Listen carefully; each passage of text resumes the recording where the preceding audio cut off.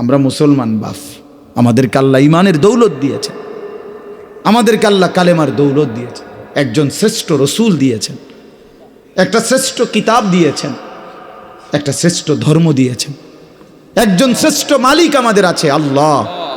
আমাদের 4টি জিনিস আমাদের কাছে আছে সর্বশ্রেষ্ঠ। আমরা ভাগ্যবান। আমাদের সর্বশ্রেষ্ঠ আল্লাহ, আমাদের রসুল সর্বশ্রেষ্ঠ, আমাদের কিতাব সর্বশ্রেষ্ঠ, আমাদের ধর্ম সর্বশ্রেষ্ঠ। 4টি সর্বশ্রেষ্ঠ নিয়ামত যার কাছে আছে, সে নষ্ট হবে কেন? সে চরিত্রহীন হবে কেন? সে গোমরা হবে কেন? পথ হারা হবে কেন? সে জাহান্নামী হবে কেন? তাইলে জান্নাত কার জন্য আল্লাহ বানাইলেন? আল্লাহ বলেন, বান্দা বলবেন, বিশ্বাস করেন, কোরআন শরীফে আছে, ফাবি আইয়ি হাদিসিন বাদাহু ইউমিনুন।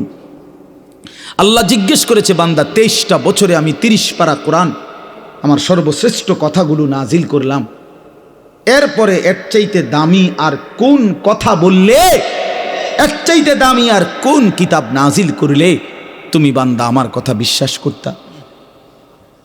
কি বলবেন ভাই? একটু ভাবেন। কষ্ট করছেন আপনারা, রাত্র হয়ে গেছে, আমি শেষ করে দিচ্ছি। একটু ইনসাফের সাথে বলেন, কতবার বলছে একজন মালিক, তিনি আমাদের গোটা কায়নাতের, তিনি কতবার বললেন আকিমুসসালাহ, আকিমুসসালাহ, আকিমুসসালাহ, আকিমুসসালাহ, আকিমুসসালাহ। এরে বান্দা, নামাজ পড়ো, নামাজ পড়ো, নামাজ পড়ো, নামাজ পড়ো, নামাজ পড়ো। ইত্তাকুল্লাহ, ইত্তাকুল্লাহ, ইত্তাকুল্লাহ, ইত্তাকুল্লাহ। এতবার বললেন আল্লাহকে ভয় করো, গুনাহ ছাড়ো, গুনাহ ছাড়ো, গুনাহ ছাড়ো। ফাত্তাকুন্নার ওয়াত্তাকুন্নার, জাহান্নাম থেকে বাঁচো, জাহান্নাম থেকে বাঁচো। খোদার কসম বাফ, আল্লাহ হাসরের ময়দানে জিজ্ঞেস করবে আমাদেরকে, বান্দা আর কেমনে বললে, কতবার বললে, আর কোন কথা বললে তুমি আমার কথা বানতা? বলো না ভাই, নওজোয়ান ছেলে তোমরা বলো ভাই, যারা এক ওয়াক্ত নামাজ পড়ো না, কেন পড়ো না? কেন পড়ো না বাপ?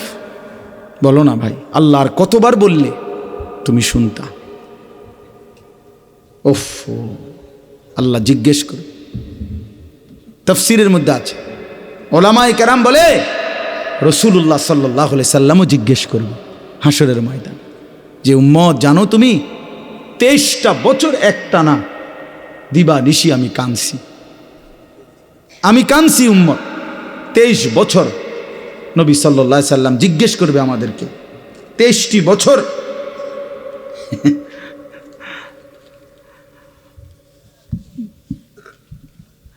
যিনি জিজ্ঞাসেন এই মাসালা, এটা তো আপনি সমাধান লিখছেন এখানে, কথা বুঝছেন না? এইটা যেটা আপনি যেটা বুঝছেন এইটাই উত্তর, বুঝছেন নি কথা? আচ্ছা, তো বলতেছিলাম যে মানে রাসূলুল্লাহ সাল্লাল্লাহু আলাইহি সাল্লাম আমাদেরকে জিজ্ঞেস করবে, উম্মত আমি 23টা বছর দিবানিশি কাঁদছি তোদের জন্য, তোদের জন্য।